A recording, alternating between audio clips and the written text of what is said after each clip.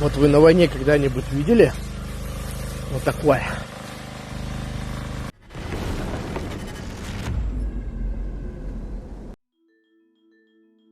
Ukrainian forces have eliminated a Russian breakthrough near Pokrovsk, with clearing operations now underway to secure the area. According to field commanders, the sharp phase of the assault has ended, and the focus is shifting to systematic destruction of remaining Russian positions. On the Dobropilya axis, Ukrainian units have successfully cleared Pantsir-S and surrounding villages, regaining control of ground that had been contested for weeks. The liberation of these settlements strengthens Ukraine's hold over the approaches to the Dobropilya-Kramatorsk corridor, a key route for both logistics and defensive depth. In response, Russia has redeployed significant reinforcements, including 4 infantry brigades and a marine regiment, to try to halt Ukraine's momentum. Despite these moves, Ukrainian formations are pressing forward west of Volodymyrivka, probing weak points in the Russian line and expanding control. A Russian unit remains trapped near Kucheriv Yar, with relief attempts from nearby forces facing the risk of being cut off themselves. The contested zone between Volodymyrivka and Mayak has widened, indicating growing instability for Russian positions in that sector. The operations highlight Ukraine's ability to absorb Russian pressure, contain breakthroughs, and launch counterstrikes that reclaim lost ground. With reinforced Russian units now committed, the battles ahead are likely to intensify, but Ukrainian forces have seized the initiative and are steadily shaping the battlefield to their advantage. Now there is a confirmation that on September 13th, Ukrainian drones struck 2 Bashneft oil refineries in Ufa, the Noiville and UNPZ plants, located just 3 kilometers apart. At Noiville, a drone hit the AVT-1 unit, damaging a gas pipeline and flare system, which triggered a fire. At UNPZ's, another drone impacted the AVT-6 unit, knocking out water and nitrogen supply lines. The attacks forced the evacuation or sheltering of more than 350 workers and disrupted operations at 2 of Russia's largest refineries, highlighting the growing reach of Ukraine's deep strike campaign against the Russian energy sector. Left bank of Kherson. A Russian terrorist is bragging about refrigerators and a washing machine that were stolen from civilians. It's unlikely he brought them all the way from Kazan or Chelyabinsk. Вот вы на войне когда-нибудь видели вот такое? Холодосик. Прямо на улице. Yes. And this is a Russian-style story, but unfortunately it comes from the U.S. South Korean workers who have been deported from the U.S. have spoken of enduring squalid conditions in ICE custody, including being chained, handcuffed, and zip-tied, being made to lick up water rather than drink it, and having to menstruate and use the toilet in public. The South Korean daily newspaper Hankorea has published accounts from the workers deported last week for alleged visa violations while they were working on installing equipment in a new factory in Georgia. The translation below highlights some of what they have said. The workers' waists and hands were tied together, forcing them to bend down and lick water to drink. The unscreened bathrooms contained only a single sheet to cover their lower bodies. Sunlight barely penetrated through a fist-sized hole, and they were only allowed access to the small yard for 2 hours. At the start of their 8-day detention, 330 people were packed into a temporary holding space meant for 72, sleeping on moldy bed mats. According to the workers, even basic supplies like toothpaste, toothbrushes, and blankets appeared to have only arrived the day after their detention. To combat the cold, the workers wrapped themselves in towels to warm themselves.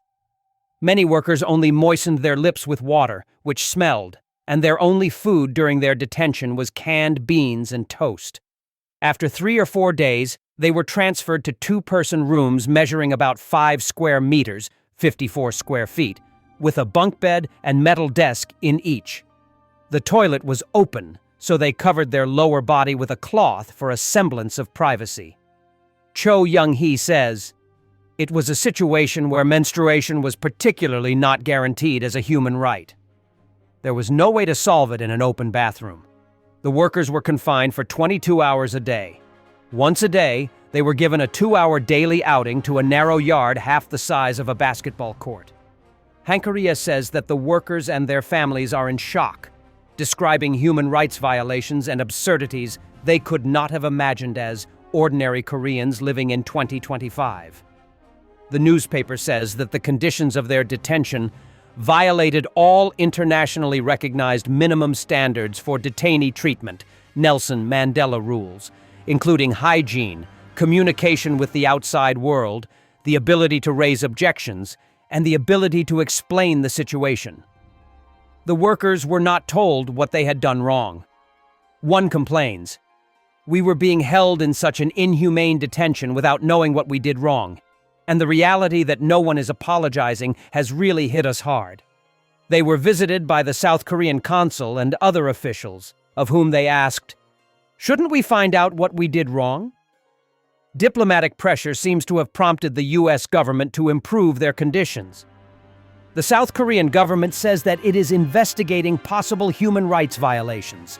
It says that it has continuously raised the point that the rights of our citizens should not be unfairly violated during the law enforcement process. "We will closely investigate with the companies involved whether there were any shortcomings, such as whether there were unfair violations of the human rights or other rights of our citizens, and take necessary measures." The affair has prompted ongoing outrage, a sense of national humiliation, and a wave of anti-American sentiment in South Korea, a normally friendly allied nation, including denunciations of the U.S. conduct from all sides of the South Korean political spectrum. Zelensky told Sky News he is deeply disappointed with the West. He accused Trump of helping Putin escape isolation, urged Washington to take a clear stance on sanctions and security guarantees, and said he is ready to meet Trump and Putin without preconditions, just not in Moscow. Blogger, do you think the meeting in Alaska was a mistake? Anatoly, I think they gave Putin a lot. If the meeting had been trilateral, there would have been a result. Because Putin wanted to meet with President Donald Trump. He sought to come out of isolation, but should have paid more. He should have failed in the war and stopped. Instead, he came out of isolation, took a photo with Trump, and got a public dialogue. This opens doors for Putin to other summits. We are observing this. I don't think he paid for it, but he should. Firstly, because he started the war, and secondly, because, therefore, it's important not to give Putin space, otherwise he won't feel the need to stop the war. Because why? I mean, if he is waging war and everyone is trying to stop him with words, instead, force should be used. He understands power. That's his language. This is the language he understands. He doesn't know many languages, but he understands the language of power like his native Russian. We strongly ask our countries, Europe and the USA, to show this. Yes, they are taking measures like sanctions, but more and faster is needed. Blogger, do you think Putin is trying to manipulate and deceive Trump? Anatoly, he definitely wants to deceive the United States. He is doing everything to avoid sanctions, to prevent the United States from imposing them on him. And if sanctions are postponed further, the Russians will be better prepared. Thanks for watching, and don't forget to subscribe. Also, if you want to support Warthog Defense, please become our member and get early access to new videos, exclusive members-only videos, and become administrator in comment section. The membership link is in the description. Every day. We had a guy last week, it's 6 rescues in 6 days. You know, he's doing the job every day.